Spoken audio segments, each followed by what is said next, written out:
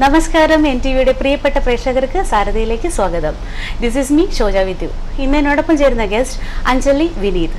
She is a homemaker as well as a jewelry designer. Anjali, welcome to the show. നമസ്കാരം. നമ്മുടെ ornaments മേക്കിംഗിൽ പല type ഉണ്ട്. അതിൽ Anjali specialise ചെയ്തിരിക്കുന്ന ഏത് മേഖലയിലാണ്? ഞാൻ ടെറാക്കോട്ടയിലേക്ക്. ടെറാക്കോട്ട. NTVയുടെ പ്രേക്ഷകർ അഞ്ജലിയെ മുൻ എപ്പിസോഡുകളിൽ കണ്ടിട്ടുണ്ടാവും. അഞ്ജലി ഇതിന്റെ മേക്കിംഗ് കാണിച്ചിരുന്നു അല്ലേ? അതെ, ഞാൻ ഇതിന്റെ ആക്ച്വലി 2 എപ്പിസോഡ് ചെയ്തിരുന്നു. അതില് ഫസ്റ്റില് മൗൾസ് പെൻഡന്റും മൗൾസും എങ്ങനെയാണെന്നുള്ളതാണ് കാണിച്ചത്. 2ാമത്തെ എപ്പിസോഡിൽ കൂടുതലും ഇതിന്റെ മാർക്കറ്റിംഗ് അങ്ങനത്തെ ഉള്ളതൊക്കെയായിരുന്നു പറഞ്ഞത്. ഇപ്പം ഇന്ന് പ്രേക്ഷകർക്ക് വേണ്ടി കാണിക്കാൻ പോകുന്നത് ഇന്ന് നമുക്ക് ഇതുവരെ കഴിഞ്ഞ മേക്കിംഗ് ഒക്കെ ചെയ്തെങ്കിൽ നമ്മൾ പെയിന്റിങ്ങിലേക്ക് കടന്നിട്ടില്ലായിരുന്നു. അപ്പൊ ഇന്ന് എങ്ങനെയാണ് നമ്മൾ പെയിന്റ് ചെയ്യുന്നത്, അത് വലിയ ഇതൊന്നുമില്ല, പക്ഷെ എങ്ങനെയാണ് ചെയ്യുന്നത് മേക്കിങ്ങും അസംബ്ലി എങ്ങനെയാണ്. പിന്നെ ഒരു മാല. ബിഫോർ ഗോയിങ് ടു ദാറ്റ് നിങ്ങൾക്ക് ഇവിടെ കാണാം, ഇതെല്ലാം അഞ്ജലിയുടെ സിഗ്നേച്ചർ കളക്ഷൻസ് ആണ് അല്ലേ? അതെ അതെ. അഞ്ജലി തന്നെ ഡിസൈൻ ചെയ്ത് ഓൺ ഡിസൈൻ കിട്ടുന്നത് എങ്ങനെ? ഭാവനയിൽ നിന്നാണോ അതോ ബ്രൗസ് ചെയ്തിട്ട് കിട്ടുന്നതാണോ? അല്ല, അത് ബ്രൗസ് ചെയ്ത് ഇഷ്ടംപോലെ നമുക്ക് ഡിസൈൻസ് എടുക്കാം. പക്ഷെ അതിലൊന്നും നമ്മുടെ സ്വന്തം എന്ന് പറയാനില്ല. ആരുടെയോ ഒരാൾ ചെയ്ത് വെച്ചിരിക്കുന്നത് നമുക്ക് പ്രാക്ടീസിന് ചെയ്യാം. ശരിയാണ്, ഒരാൾ ചെയ്തിരിക്കുന്നത് നമുക്ക് പ്രാക്ടീസിന് ചെയ്യാം. പക്ഷെ അതിൽ നമ്മുടെ സ്വന്തം എന്തെങ്കിലും വേണമെന്നുണ്ടെങ്കിൽ നമ്മുടെ കോൺട്രിബ്യൂഷൻ ഉണ്ടായിരിക്കണം. എന്നാലേ അത് നമ്മുടെ ഒരു മാസ്റ്റർ പീസ് അല്ലെങ്കിൽ സിഗ്നേച്ചർ കളക്ഷൻസ് എന്ന് പറയാം. അതുകൊണ്ടാണ് ഇതിനെല്ലാം സിഗ്നേച്ചർ എന്ന് തന്നെ ഇട്ടിരിക്കുന്നത്. കാരണം ഇത് ആദ്യമായിട്ട് ക്രിയേറ്റ് ചെയ്ത ഞാനാണ്, അതാണ് എൻ്റെ സിഗ്നേച്ചർ. അങ്ങനെ അത് പറഞ്ഞപ്പോഴാണ് ഞാനിവിടെ കണ്ടിരുന്നു ഒരു കുട്ടി ഗണപതിയുടെയും ഒരു നാഗത്തിൻ്റെയും. ഇതാണ് കാണുന്നുണ്ടാവില്ലേ? ഇത് ചെയ്യുമ്പോൾ ഇതിൽ നാഗമുണ്ട്, ഗണപതിയുണ്ട്, വളരെ ഭക്തിപൂർവ്വം ചെയ്യേണ്ട ഒരു കാര്യമാണ്. അപ്പൊ അതിന്റെ ഒരു പ്രോസസ്സ് പറഞ്ഞു തന്നാൽ ഇതൊക്കെ ഓട്ടോമാറ്റിക്കായിട്ട് മനസ്സിൽ വരുന്നതാണോ? അതെ, ഈ സെറ്റ് ചെയ്യാനിരുന്നപ്പം ആക്ച്വലി അത് ഒരു നാഗത്തിന്റെ എന്തെങ്കിലും ചെയ്യണമെന്ന് കുറെ നാളായിട്ടുണ്ടായിരുന്നു മനസ്സിൽ. പിന്നെ അറിയാലോ, നമുക്ക് നാഗമാണേലും ഗണപതി ആണേലും അത് ഏത് ഭഗവാന്മാർ ചെയ്താലും നമുക്കത് പൂർണ്ണമായും നമ്മൾ ശുദ്ധിയായിരിക്കുക, ഭക്തി ഇതെല്ലാം ഉണ്ടെങ്കിൽ മാത്രമേ അതിൻ്റെ ഒരു പരിപൂർണതയിൽ നമുക്ക് എത്താൻ പറ്റുള്ളൂ. അപ്പം നാഗത്തിന് ചെയ്യണം. ആദ്യം ഞാൻ വിചാരിച്ച നാഗവും ലക്ഷ്മിയും ചെയ്യാമെന്നാണ് വിചാരിച്ചത്. പക്ഷെ എന്തോ അപ്പം ലക്ഷ്മി ദേവി കടാക്ഷിച്ചില്ല. അപ്പം ശരി, ഗണപതി പിന്നെ എല്ലാവർക്കും വളരെ എളുപ്പത്തിൽ ചെയ്യാൻ പറ്റുന്നതാണ്. മാത്രമല്ല ഇപ്പോൾ ഗണപതിയുടെ ഇഷ്ടംപോലെ മൗൾസ് അവൈലബിൾ ആണ്. അപ്പോൾ ഗണപതി വെച്ചിട്ട് നമുക്ക് ചെയ്യാം. അപ്പം ഗണപതി മൗൾസ് അല്ലാതെ ഇത് മൗൾഡ് ഇല്ലാതെ ഞാൻ ചെയ്തതാണ്. ഇത് പ്യുവർലി ഹാൻഡ് മെയ്ഡ് ആണ്. പക്ഷെ ആ ഗണപതി മൗൾഡഡ് ആണ്. ആ ഗണപതി മൗൾഡഡ് ഗണപതിയും ഹാൻഡ് വർക്കും തമ്മിൽ കോസ്റ്റിൽ എന്തെങ്കിലും ഡിഫറൻസ് വരും? ഇല്ല, ഹാൻഡ് വർക്ക് ഞാൻ തന്നെ ചെയ്യുന്നതാണ്. അതായത് ഇത് ഫുള്ള് പാർട്സ് ആണ്. അതായത് ഈ കിരീടം ഒരു പാർട്ടാണ്, ഈ മുഖം ഒരു പാർട്ടാണ്, കൈ ഒരു പാർട്ടാണ്, ചെവി 2 അതെ. ഇതിൽ വരുന്നത് കിരീടം ഒരു പാർട്ടാണ്, മുഖം വരുന്നത് ഇന്നൊരു പാർട്ട്, പിന്നെ ഈ വരുന്ന 2 ചെവി അത് വേറെ 2 പാർട്ടാണ്, പിന്നെ കാലിൻ്റെ അടിയിലുള്ള പാദങ്ങൾ, ഇതെല്ലാം ഓരോ പാർട്ടാണ്. അപ്പം മൊത്തം ഇതിന് 1 2 3 4 5 6 7 8 10 11 പാർട്ടുണ്ട്. പക്ഷെ അതല്ല, മൗൾഡ് എന്ന് പറയുമ്പോൾ ഒരാൾ ഓൾറെഡി ചെയ്തു വെച്ചിരിക്കുന്നതാണ്. അത് നമ്മൾ ക്ലേ അതിനകത്തിട്ട് നമ്മൾ അച്ചെടുക്കില്ല, അതുപോലെ തന്നെ എടുക്കുന്നത്. ഹാൻഡ് വർക്ക് വളരെ ടൈം കൺസ്യൂം മാത്രമല്ല, ഹാൻഡ് വർക്കിൽ പെർഫെക്ഷൻ വരാൻ പ്രാക്ടീസും കൊണ്ടേ പറ്റുള്ളൂ. മറ്റേത് അങ്ങനെയല്ല, നമുക്കിപ്പോൾ ഇച്ചിരി പെർഫെക്ഷൻ കുറവാണെങ്കിലും നമുക്ക് ചെയ്ത് പെർഫെക്ഷൻ പരിചയക്കുറവുണ്ടെങ്കിലും നമുക്ക് പെട്ടെന്നത് ചെയ്തെടുക്കാം, പെട്ടെന്നൊരിത് ചെയ്തെടുക്കാം. അത്ര. ഓക്കെ, അപ്പം നമുക്ക് പെയിന്റിങ്ങിലോട്ട് കടക്കാൻ തോന്നുന്നു. കടക്കാം. ഞാനിപ്പം ഇവിടെ ചെയ്ത് വെച്ചിരിക്കുന്ന ഓൾറെഡി നമ്മുടെ ഒരു പീക്കോക്കാണ്. ഓക്കെ, ഇതാണ്.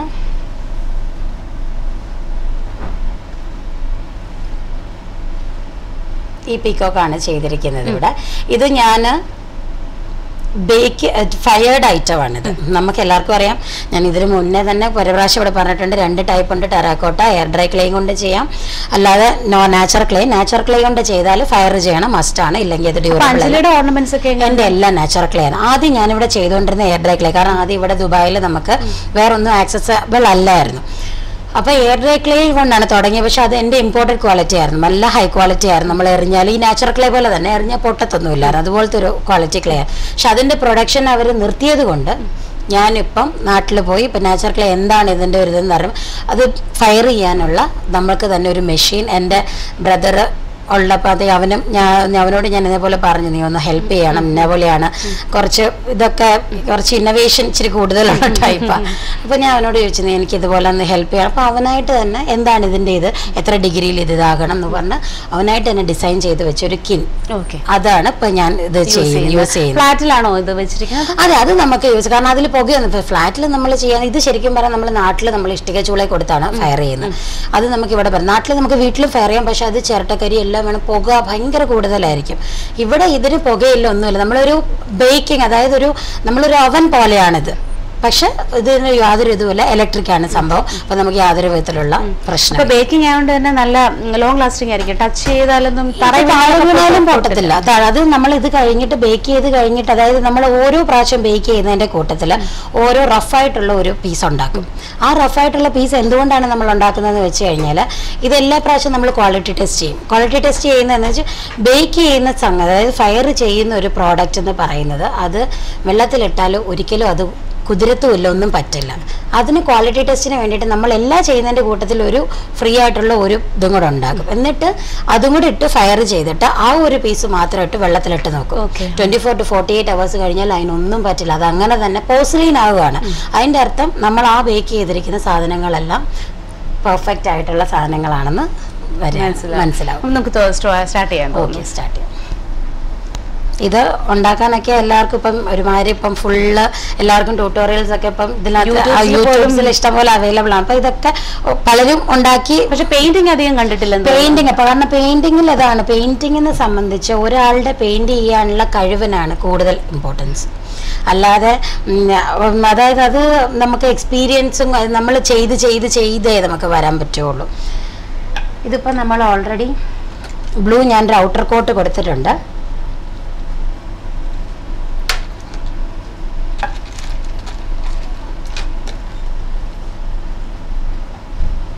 ബ്രഷാണോ? ഇതിപ്പോ ഗ്രീൻ ആണ് അടിക്കാൻ പോകുന്നത്. ഈ ബ്രഷ് തന്നെ വേണമെന്നില്ല, ഏത് ബ്രഷ് വേണേലും. എല്ലാ ഓർണമെന്റ്സിനും ഒരേ mm ബ്രഷാണോ? അത് അങ്ങനല്ല, അത് ഡിപ്പെൻഡ്സ് അപ്പോൺ ഇപ്പം ഇതാണ് എന്താ പറയാ, ആ ഒരു ഓർണമെന്റിന്റെ സൈസിനനുസരിച്ച്. ഇപ്പൊ കുറച്ച് ഐ മീൻ ഇത് കണ്ട് ഈ ഒരു മാല എടുക്കാം. ഇതിനകത്ത് ഇപ്പൊ മെറൂൺ കുറച്ച് വീതിയിലാണ് വന്നിരിക്കുന്നത്. അപ്പോൾ ഇതിന് വീതിയുള്ള ബ്രഷ് ഉപയോഗിച്ചാലും കുഴപ്പമില്ല. പക്ഷെ ചെറിയ ഡിസൈൻസ് യൂസ് ചെയ്യുമ്പോൾ ചെറിയ ബ്രഷ് യൂസ് ചെയ്യുക, അതാണ് വേണ്ടത്. പിന്നെ എല്ലാവരും എന്നോട് ചോദിക്കുന്ന അടുത്തൊരു ക്വസ്റ്റ്യൻ ആണ് നമ്മുടെ ഈ acrylic acrylic pearl colours use ചെയ്യാവോ? അപ്പോൾ ഏത് ടൈപ്പിലുള്ള അക്രിലിക് പെയിന്റ്സ് നമുക്ക് യൂസ് ചെയ്യാം, അതിനൊന്നും യാതൊരു കുഴപ്പമില്ല.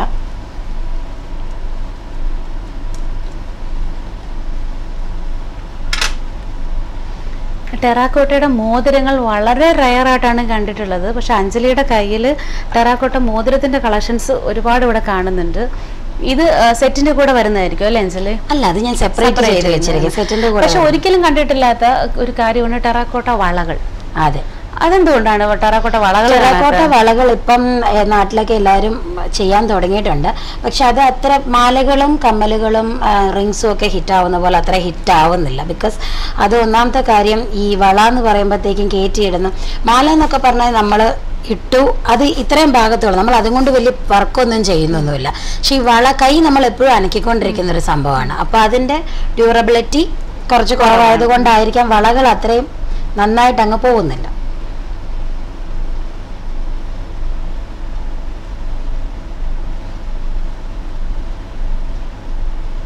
നേരത്തെ അഞ്ജലി പറഞ്ഞു ഒരു ഗ്രീൻ ഔട്ട്ലൈൻ കൊടുത്തിട്ട് ബ്ലൂ ഔട്ട്ലൈൻ കൊടുത്തിട്ടുണ്ടെന്ന് പറഞ്ഞു. ബ്ലൂ ഔട്ട്ലൈൻ അപ്പൊ എത്ര കോട്ട് ചെയ്യും സാധാരണ? ഒറ്റ കോട്ടിന്റെ ആവശ്യമുള്ളൂ. കാരണം നമ്മൾ കൂടുതൽ കോട്ട് അടിക്കും തോറും നമ്മൾ അതിന്റെ കട്ടി കൂട്ടി വരികയാണ്. അപ്പം ഒരു കോട്ട് അടിക്കുന്നത് മാക്സിമം നീറ്റായിട്ട് പ്രസന്റ് ചെയ്യാൻ നോക്കുക. ആ ഒരു നീറ്റ്നെസ് എന്നുള്ള വേർഡാണ് ഇവിടെ നമ്മൾ ഏറ്റവും കൂടുതൽ നോക്കേണ്ടത്. ഒരു കോട്ടേ അടിക്കാവുള്ളൂ, അത് മാക്സിമം നീറ്റായിട്ട് ഫോളോ ചെയ്യുക, അത്രേ ഉള്ളൂ. പിന്നെ ഈ ടെറാക്കോട്ട ഓർണമെന്റ്സിന്റെ കൂടെ ഒരിക്കലും വളരെ റയറായിട്ട് കാണുന്ന ഒരു കാര്യമാണ് സ്റ്റോൺ വെക്കുന്നത്. അതെ, എന്താ അങ്ങനെ സ്റ്റോൺ എന്തുകൊണ്ട് നിങ്ങൾ ഫിക്സ് ചെയ്യുന്നില്ല? എനിക്ക് അതായത് ഓരോരുത്തർക്കും ഓരോ താല്പര്യമാണ്. ഇപ്പൊ ടെറാക്കോട്ട എന്ന് പറഞ്ഞു കഴിഞ്ഞാൽ അത് മണ്ണിനോട് ചേർന്നുള്ളൊരു സംഭവമാണ്. That is pure ethnic. അപ്പം നമ്മൾ അതിനകത്ത് ആർട്ടിഫിഷ്യലായിട്ട് കുറേ കല്ലും ഒക്കെ വെച്ച് അതിനെ വേറൊരു രൂപത്തിലേക്ക് അതിന് ഒരു എത്തനിക്കിന്റെ രൂപം ഉണ്ടെങ്കിൽ അതിന് എത്തനിക്കിന്റെ ആ ഷോ കൊടുക്കുക. കല്ല് വെച്ച് എത്ര ഓർണമെന്റ്സ് നമുക്ക് അല്ലാതെ കിട്ടും. ഈ ക്ലേക്കകത്ത് കല്ല് വെച്ച് ഫിറ്റ് ചെയ്യേണ്ട ആവശ്യമില്ലല്ലോ. അതിന് ഗ്ലേസിംഗ് കൊടുക്കണമെങ്കിൽ അതിൻ്റെതായിട്ടുള്ള ഗോൾഡൻ കളറിലെ ഗ്ലേസിംഗ് പറഞ്ഞപ്പോഴാണ് പലരും പോളിഷിങ്ങിന്റെ കാര്യം പറഞ്ഞു കേട്ടിട്ടുണ്ട്. പോളിഷിങ് ആവശ്യമുണ്ടോ ഈ നമ്മുടെ ബേക്ക് ചെയ്യുന്ന ടെറാക്കോട്ട ഓർണമെന്റ്സിന്? പോളിഷിങ് ശരിക്കും പറഞ്ഞാൽ പോളിഷിംഗ് എന്ന് പറയുന്നത് ശരിക്കും ഒരു വ്യക്തി, അതായത് അത് ഉണ്ടാക്കുന്ന ആളുടെ താല്പര്യം അനുസരിച്ചിരിക്കും പോളിഷിംഗ് എന്ന് പറയുന്നത്. കാരണം ഇപ്പം ഇതിനൊക്കെ ഒരു നാച്ചുറൽ ലുക്കാണുള്ളത്. ആ നാച്ചുറൽ ലുക്ക് എന്തിനാണ് നമ്മൾ വെറുതെ അതിൻ്റെ പുറത്ത് ഒരു കോളിഷ് അതിനൊരു തിളക്കം കൊടുക്കുന്നത്? അതിൻ്റെ ആവശ്യമില്ല. കാരണം ആ എത്തനിസിറ്റി അതുപോലെ കൊണ്ടുവരിക എന്നുള്ളത് മാത്രമേ നമ്മളിതും കൊണ്ടുവരിക. ചെയ്യേണ്ടവർക്ക് പോളിഷ് ചെയ്യാം, കുഴപ്പമില്ല. കാരണം ചിലർ ചോദിക്കും ഇതെന്താ ഇതിന് ഇത്ര വലിയ തിളക്കമൊന്നുമില്ല. ഈ ടെറാക്കോട്ട ഓർണമെൻറ്റ്സിനെ സംബന്ധിച്ച് അതിൻ്റെ വൃത്തി വരുന്നത് അതിൻ്റെ ആ ഇട്ട് കഴിയുമ്പോഴുള്ള ആ ഒരു ലുക്ക് കാണുമ്പോൾ വിചാരിക്കും ഒരു മാറ്റ് ഫിനിഷ്. എല്ലാവരും കാണുമ്പോൾ വിചാരിക്കും ഇതിനെന്താ എത്ര വലിയ ഭംഗിയായിരിക്കും. പക്ഷെ ഇതേ ഓർണമെന്റ് ആരെങ്കിലും ഇട്ടൊന്ന് കാണട്ടെ, അപ്പോഴേ അതിന്റെ വ്യത്യാസം അറിയുള്ളൂ.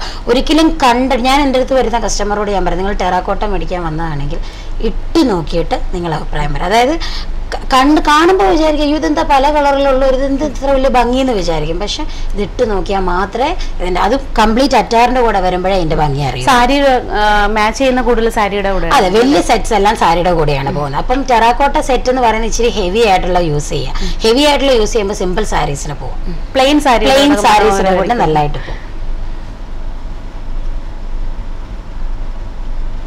ഇത് മോൾഡ് ചെയ്ത് കഴിഞ്ഞാൽ എത്ര സമയം കഴിഞ്ഞിട്ട് ബേക്ക് ചെയ്യുന്നു? ഉടനെ തന്നെ ബേക്ക് ചെയ്യാൻ പറ്റും? ഇല്ല, പറ്റത്തില്ല.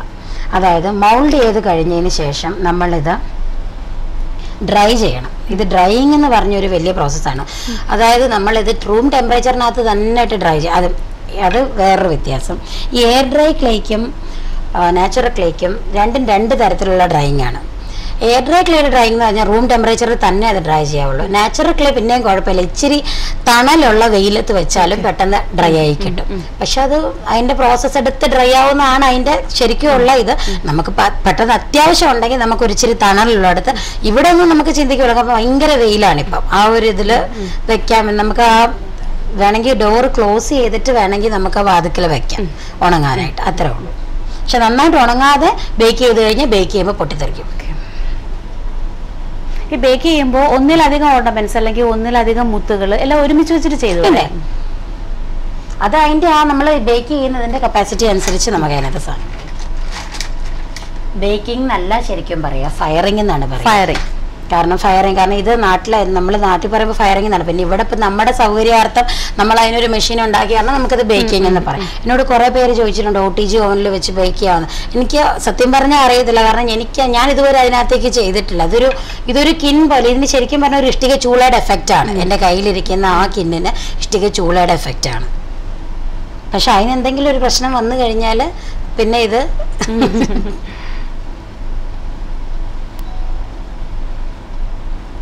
വളരെ സൂക്ഷ്മതയോടെ അഞ്ജലി പെയിന്റിങ് ചെയ്യാണ്. പെയിന്റിംഗ് ഒക്കെ നമ്മുടെ ഇഷ്ടമാണ്. നമുക്ക് ഇതിനകത്ത് എന്തൊക്കെ ചെയ്യാവോ അതൊക്കെ നമുക്ക് ചെയ്യാം. ആരും നമ്മളെ തടയുന്നില്ല. നമുക്ക് എന്ത് വേണോ ഇതിനകത്ത് നമുക്കതെല്ലാം ഇൻക്ലൂഡ് ചെയ്യാം. പക്ഷെ അപ്പോഴും ശ്രദ്ധിക്കേണ്ടത് കളർ ഒരുപാട് ഉണ്ടാവാതെ നോക്കിയാൽ കുറച്ചുകൂടെ നല്ലതായിരിക്കും. അതെ അതെ അതെ.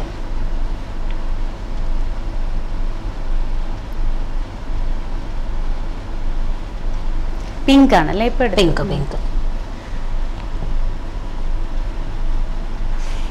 മയിൽപീലിയുടെ ഉള്ളിൽ കളർ ഫിൽ ചെയ്യണം. അതെ അതെ. ഇപ്പം നമുക്ക് ഇതിനകത്ത് ഇപ്പം കറക്റ്റായിട്ട് ഇപ്പം ഇത് ചെയ്യണം തന്നെ. ഈ പിങ്ക് അടിക്കണം തന്നെ ഇല്ല, ഓറഞ്ച് അടിക്കാം, പച്ച അടിക്കാം, എന്ത് വേണേലും അടിക്കാം. പക്ഷെ നമ്മൾ മാക്സിമം കോൺട്രാസ്റ്റിന് പോവാം. ബ്ലാക്ക് ബ്ലൂ കളേഴ്സ് മാക്സിമം കോൺട്രാസ്റ്റിന് വന്നാലേ അതിനൊരു ഭംഗി. ഇപ്പൊ ഒരു ബ്ലൂ ബേസിൽ മധ്യത്തെ ഒരു പിങ്ക് ഡോട്ടാണ് തോന്നല്ലേ ഇപ്പൊ ചെയ്യുന്നത്. ഇതിന് നമ്മളിപ്പോ 3 കളർ മിക്സ് ചെയ്യാൻ പോകുന്നുണ്ട്. ഇതിനകത്ത് വൈറ്റും വരും, ഇനി ഗോൾഡനും വരും. ഇനി അതനുസരിച്ചാണ് നമ്മളിത് ചെയ്യാൻ പോകുന്നത്.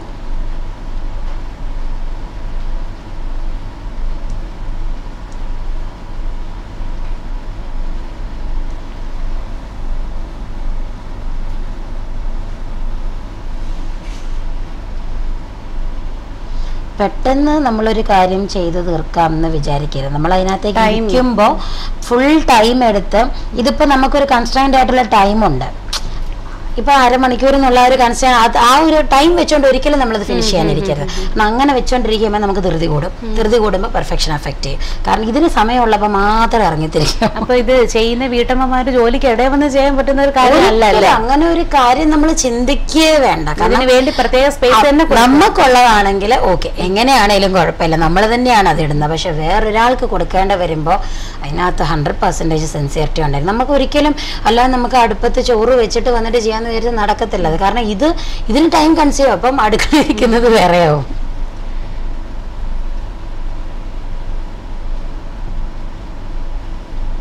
പിന്നെ അതുപോലെ പെയിന്റ് എടുക്കുമ്പോഴത്തേക്കും വളരെ കുറച്ചെടുത്താൽ മതി. ചിലർ ഞാൻ കണ്ടിട്ടുണ്ട് നിറച്ച് പെയിന്റ് എടുക്കും.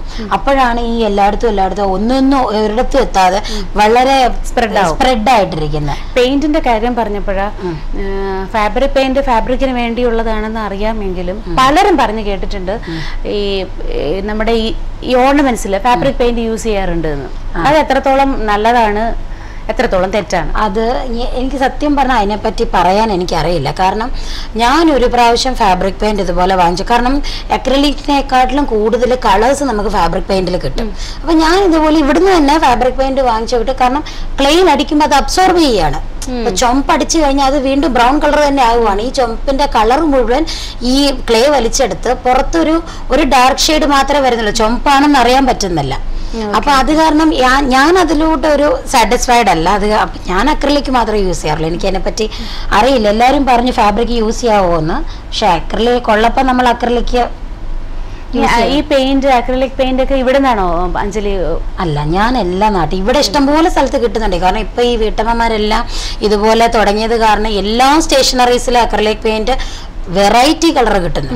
ഞാൻ പിന്നെ നമ്മുടെ നാട്ടിൽ ഒരു പ്രാവശ്യം പോയിട്ട് വരുമ്പോഴത്തേക്ക് നമുക്ക് എന്തായാലും ഇതിനെ സംബന്ധിച്ച് കുറേ കാര്യങ്ങൾ വാങ്ങിക്കാൻ കാണും. അപ്പോൾ പിന്നെ പർച്ചേസ് നടത്തുമ്പോൾ എല്ലാം കൂടെ ഒരുമിച്ച് അങ്ങ് പർച്ചേസ് ചെയ്യും. അഞ്ജലിയുടെ കസ്റ്റമേഴ്സൊക്കെ വീട്ടമ്മമാരാണോ, അതെ ലൈം ലൈറ്റിൽ നിൽക്കുന്ന കസ്റ്റമേഴ്സൊക്കെ ഉണ്ടോ? ഉണ്ട്. നമുക്ക് ഇപ്പം ഞാൻ അതാണ് ഞാൻ കൂടുതൽ ഇപ്പം ടെമ്പിൾ കളക്ഷൻസിലാണ് ഞാൻ കൂടുതൽ. ടെമ്പിൾ കളക്ഷൻസ് നമ്മൾ നേരത്തെ കാണിച്ച അത് ടെമ്പിൾ കളക്ഷൻസ് എന്ന് പറയുന്നത് നമ്മൾ മെറ്റലിലുള്ള ഇതിനാണ് സാധാരണ ടെമ്പിൾ കളക്ഷൻസ് എന്ന് പറയുന്നത്. ഇതിപ്പോ നമ്മുടെ ടെറാക്കോട്ട ടെമ്പിളിന് സെപ്പറേറ്റ് ആയിട്ട് പറയും. ടെറാക്കോട്ട ടെമ്പിൾ എന്ന് പറയുന്നത് ഈ ഐഡിൽസ് വരുന്ന എല്ലാത്തിനുമാണ് നമ്മൾ ടെമ്പിൾ കളക്ഷൻസ് എന്ന് പറയുന്നത്. അപ്പൊ ഞാനിപ്പോ കൂടുതലും ചെയ്യുന്ന 18 കാരറ്റ് 1 ഗ്രാമിന്റെ പ്രോഡക്ട്സ് ആണ് ഇപ്പൊ കൂടുതലും ചെയ്യുന്നത്. അതെങ്ങനെ സോഴ്സ് ചെയ്യോ? അത് സോഴ്സ് ചെയ്യും. പിന്നെ എനിക്കിത് ഞാൻ കൊടുക്കുന്ന ഡിസൈൻ ചെയ്ത് എനിക്ക് തരാൻ ആൾക്കാരുണ്ട്. ഞാൻ ഡിസൈൻ ചെയ്ത് കൊടുക്കും, അത് എനിക്ക് വേണ്ടി ചെയ്ത് തരാൻ ആൾക്കാരുണ്ട്. അങ്ങനെ എനിക്കായിട്ട് എക്സ്ക്ലൂസീവ് ആയിട്ട് ചെയ്യുന്നവരുണ്ട്. അപ്പം അവരുടെ അടുത്ത് എനിക്ക് തോന്നുന്നു അതും കസ്റ്റമൈസ് ചെയ്ത് കൊടുക്കാം. അത് കസ്റ്റമൈസ് ചെയ്യുന്നതിന് ഒരു പരിധിയുണ്ട്. കാരണം ഇപ്പൊ കസ്റ്റമൈസ് ചെയ്യുന്നവർ വന്ന് പറയും എനിക്ക് 10 ദിവസത്തിനുള്ളിൽ വേണമെന്ന് പറഞ്ഞു കഴിഞ്ഞാൽ എനിക്ക് ഈ നാട്ടിലാണ് എൻ്റെ ആൾക്കാരത് ചെയ്യുന്നത്. അപ്പൊ അവരത് നാട്ടിൽ നിന്ന് എനിക്ക് അവർക്ക് ഓർഡർ കൊടുത്ത് അവരത് 10 ദിവസം കൊണ്ട് അപ്പം ഞാൻ അത് കൂടുതലും ഞാൻ ഡിസൈൻ ചെയ്ത്, കാരണം എനിക്ക് ഷുവർ ബെറ്റ് അങ്ങനെ നമ്മൾ കസ്റ്റമൈസ് ചെയ്യുന്നത് പോകുന്നുള്ള എനിക്ക് ഉറപ്പാണ്. അപ്പോൾ അത് കാരണം അങ്ങനത്തെ ഡിസൈൻസ് മാത്രമേ ഞാൻ ചെയ്യാറ്. പിന്നെ ഈ ടെറാക്കോട്ട നമ്മൾ ഇപ്പൊ കസ്റ്റമൈസ്ഡ് ആയിട്ട് മാത്രം മാറിയേക്കാണ്. കാരണം ആവശ്യമുള്ളവർക്ക് ഇന്നിപ്പോൾ അവർ പറയുകയാണ് എനിക്ക് ലക്ഷ്മിയുടെയാണ് ഞാൻ ഉദ്ദേശിക്കുന്നത്, ആർക്കും ഇല്ലാത്ത പാറ്റേൺ വേണമെന്ന് പറഞ്ഞാൽ നമ്മളത് അനുസരിച്ച് സിഗ്നേച്ചറായിട്ട് അത് ചെയ്യും. അത്തരം കസ്റ്റമേഴ്സ് നമ്മുടെ ദുബൈയിലെ UAE വീട്ടമ്മമാരാണോ, അതേ കേരളത്തിൽ നിന്നുള്ളവരും ഉണ്ടോ? ഈ വീട്ടമ്മമാരും ഉണ്ട്. കാരണം വീട്ടമ്മമാരെക്കാട്ടിലും കൂടുതൽ കുറച്ചും കൂടെ ഒരു സൊസൈറ്റി ഫിലിം ഫീൽഡിൽ നിന്നൊക്കെ ഇപ്പം നിറയെ ഓർഡേഴ്സ് നമുക്ക് കിട്ടാറുണ്ട്. നമുക്കിപ്പം കുറച്ച് സെലിബ്രിറ്റി കസ്റ്റമേഴ്സ് ഉണ്ട്. അപ്പം അവരുടെയൊക്കെ അവർ നമ്മളോട് ഇങ്ങനെ പറയും ഇന്നൊരു സാരി ഉണ്ട് ഈ കളർ കോമ്പിനേഷനിൽ വരണേ, പിന്നെ ഫുൾ ഫ്രീഡം നമുക്ക് തന്നിരിക്കുകയാണ്. നമുക്കതനുസരിച്ച് നമുക്ക് ഇഷ്ടമുള്ള അനുസരിച്ച് നമുക്ക് അവർക്ക് ഉണ്ടാക്കി കൊടുക്കാം. നമുക്ക് ചോദിക്കാം നെക്ലസ് ആണോ ലോങ് ചെയിൻ ആണോ നമുക്ക് ചോദിക്കാം. നെക്ലസിനെക്കാട്ടും കൂടുതൽ ടെറാക്കോട്ട ലോങ് ചെയിൻസ് ആണ് തോന്നുന്നത്. അത് എന്താന്ന് വെച്ച് കഴിഞ്ഞാൽ ലോങ് ചെയിൻസ് ആണ് കൂടുതലും സാരിക്ക് മാച്ച് ചെയ്യുന്നത്. കാരണം ഒരു ഫംഗ്ഷൻ ഉള്ളപ്പോഴത്തേക്ക് എല്ലാവരും കൂടുതലും സാരീസ് ആണല്ലോ പ്രിഫർ ചെയ്യാം. നെക്ലസ് നന്നായിട്ട് പോകുന്നുണ്ട്. നെക്ലസ് സിഗ്നേച്ചർ നെക്ലസ് കുറേ ഉണ്ട്. വശ്യ എൻ്റെ പേജിൽ തന്നെ സിഗ്നേച്ചർ കളക്ഷൻ പേജ് പറഞ്ഞാൽ വശ്യ ഡിസൈൻസ് VASHYA വശ്യ ഡിസൈൻസ് എന്ന് പറഞ്ഞ ഫേസ്ബുക്കിൽ പേജുണ്ട്.